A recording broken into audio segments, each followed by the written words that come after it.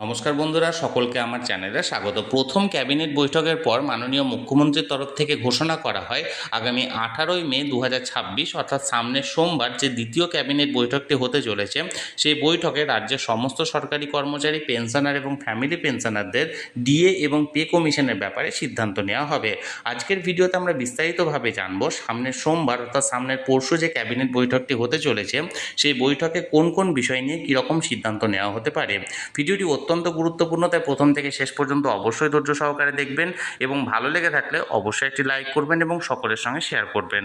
আর সেই সাথে এই চ্যানেলে যদি প্রথমবার হয়ে থাকেন এই রকমের ইনফরমেটিভ ভিডিও আরও দেখার জন্য যারা এখনও পর্যন্ত চ্যানেলটিকে সাবস্ক্রাইব করেননি তারা অবশ্যই চ্যানেলটিকে সাবস্ক্রাইব করে নিতে ভুলবেন না।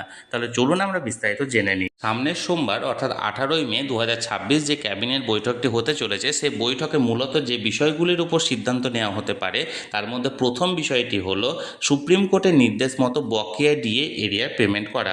আমরা সকলেই জানি গত 5ই ফেব্রুয়ারি সুপ্রিম কোর্টের তরফ থেকে এক ঐতিহাসিক রায় প্রদান করা হয় এবং সেই রায়ে বলা হয় যে পঞ্চম বেতন কমিশনের আন্ডারে যে সমস্ত সরকারি কর্মচারী, শিক্ষক, শিক্ষিকা বা গ্র্যান্টিন এড সংস্থার কর্মচারী আছে এবং তাদের পাশাপাশি যে সমস্ত পেনশনার বা ফ্যামিলি পেনশনাররা আছেন তাদের সমস্ত বকেয়া ডিএ এরিয়ার অর্থাৎ 2008 থেকে 2019-এর 31শে ডিসেম্বর পর্যন্ত সমস্ত বকেয়া ডিএ এরিয়ার পেমেন্ট করার নির্দেশ দেওয়া হয়। তৎকালীন সরকারের তরফ থেকে যে অর্ডার জারি করা হয়েছিল সেই অর্ডার মোতাবেক শুধুমাত্র রাজ্যের সরকারি কর্মচারী এবং সরকারি পেনশনাররা কিছুটা অ্যামাউন্ট ডিএ এরিয়ার হিসাবে পেলেও বাকি অ্যামাউন্ট তারা এখনও পর্যন্ত পাননি এবং তার পাশাপাশি যে সমস্ত গ্র্যান্টিন এড সংস্থার কর্মচারী আছে, যেমন ধরুন পঞ্চায়েতের কর্মী বা শিক্ষক, শিক্ষিকা বা শিক্ষাকর্মী ইত্যাদি সমস্ত ধরনের সরকারি কর্মচারী এবং এই গ্র্যান্টিন এড সংস্থার পেনশনাররা এখনও পর্যন্ত কোনো অ্যামাউন্টই পাননি বকেয়া ডিএ এরিয়ার হিসাবে।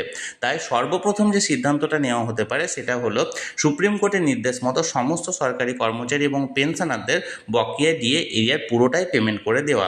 এই সিদ্ধান্তের পাশাপাশি সেকেন্ড যে সিদ্ধান্তটা নেওয়া হতে পারে সেই সিদ্ধান্তটা হলো ষষ্ঠ বেতন কমিশন, বর্তমানে যেটা সরকারি কর্মচারীদের জন্য লাগু আছে, এই ষষ্ঠ বেতন কমিশনের অন্তর্গত বর্তমানে রাজ্যের কর্মচারীরা 18% হারে দিয়ে পাচ্ছেন। 4% হারে ডিআরএস অ্যালাউন্স ঘোষণা করা হলেও তৎকালীন পূর্বতন সরকারের তরফ থেকে সেই ডিআরএস অ্যালাউন্সের কোনো জিও বা গভর্নমেন্ট অর্ডার জারি না করার ফলে সেই বর্ধিত ডিএ পরিমাণটি সরকারি কর্মচারী বা পেনশনাররা হাতে পাননি। তাই সেই 4% ডিএটি এখনও পর্যন্ত কার্যকর হয়নি। যেখানে সেন্ট্রাল গভর্নমেন্টের কর্মচারী বা এমপ্লয়িরা বর্তমানে 60% হারে ডিআরএস অ্যালাউন্স পাচ্ছেন, সেখানে রাজ্যের কর্মচারীরা মাত্র 18% হারে ডিআরএস অ্যালাউন্স পাচ্ছেন। তাই দ্বিতীয় যে সিদ্ধান্তটি নেওয়া হতে পারে সেটি হলো বর্তমান পে কমিশন অনুযায়ী সরকারি কর্মচারী এবং পেনশনারদের জন্য এক কিস্তি ডিআরএস অ্যালাউন্স ঘোষণা করার। এবার এই ডিআরএস অ্যালাউন্সটি কত শতাংশের হবে এবং কবে থেকে কার্যকর করা হবে সেটি সামনের বৈঠকে স্পষ্ট বোঝা যাবে। এবং এর পরের যে তৃতীয় সিদ্ধান্তটি নেওয়া হতে পারে সেটি হলো সরকারি কর্মচারী এবং পেনশনারদের জন্য সপ্তম বেতন কমিশন গঠন করার। এবার এই সপ্তম বেতন কমিশন কবে থেকে গঠন করা হবে, কবে থেকে তার সুপারিশ করা হবে এবং এই কমিটিতে কে কে থাকবে, কবে তার রিপোর্ট পেশ করবে বা কবে থেকে লাগু করা হবে সেটি সামনের বৈঠকে অর্থাৎ সামনের সোমবারের বৈঠকে স্পষ্ট হয়ে যাবে। এরপর চতুর্থ যে সিদ্ধান্তটি নেওয়া হতে পারে সেটি হলো অন্নপূর্ণা ভাণ্ডার বা অন্নপূর্ণা যোজনার ব্যাপারে।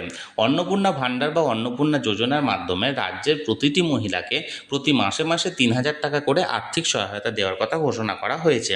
কিন্তু এখনও পর্যন্ত এই যোজনা সংক্রান্ত কোনো জিও বা গভর্নমেন্ট অর্ডার এখনও পর্যন্ত জারি করা হয়নি। কারা কারা আবেদনের যোগ্য বা নতুনভাবে আবেদন করতে হবে কি হবে না, বা পূর্বতন যারা লক্ষ্মীর ভাণ্ডার পেতেন তাদের মধ্যে থেকে কারা কারা বাদ যাবেন, বা যে সমস্ত অন্যান্য যে ক্রাইটেরিয়াগুলি আছে অর্থাৎ ডিবিটি সিস্টেমের মাধ্যমে পাবেন না আগের যে লক্ষ্মীর ভাণ্ডার অ্যাকাউন্টের মাধ্যমে টাকা পেতেন সেই অ্যাকাউন্টেই টাকা পাবেন ইত্যাদি নানা বিষয়ে সামনের বৈঠকে অর্থাৎ সামনের সোমবারের বৈঠকে সমস্ত কিছু ক্ল্যারিফিকেশান আসতে পারে। তাহলে বন্ধুরা, আগামী সোমবার যে বৈঠকটি হতে চলেছে ক্যাবিনেট বৈঠক, সেই বৈঠকে এই 4টি বিষয়ে সিদ্ধান্ত নেওয়া হতে পারে। আমি সবসময় চোখ রেখেছি যে কোনো আপডেট আসা মাত্রই তৎক্ষণাৎ সেটা আপনাদের সঙ্গে জানিয়ে দেবো বা শেয়ার করব। তাই যারা যারা এখনও পর্যন্ত চ্যানেলটির সঙ্গে যুক্ত নেই অবশ্যই চ্যানেলটিকে সাবস্ক্রাইব করে চ্যানেলটির সঙ্গে যুক্ত হয়ে যান। আর এই ভিডিওটি ভালো লেগে থাকলে অবশ্যই একটি লাইক করুন এবং সকলের সঙ্গে শেয়ার করুন। আর সেই সাথে চ্যানেলে প্রথমবার হলে অবশ্যই চ্যানেলটিকে সাবস্ক্রাইব করে রাখুন। ধন্যবাদ, দেখা হচ্ছে পরের ভিডিওতে।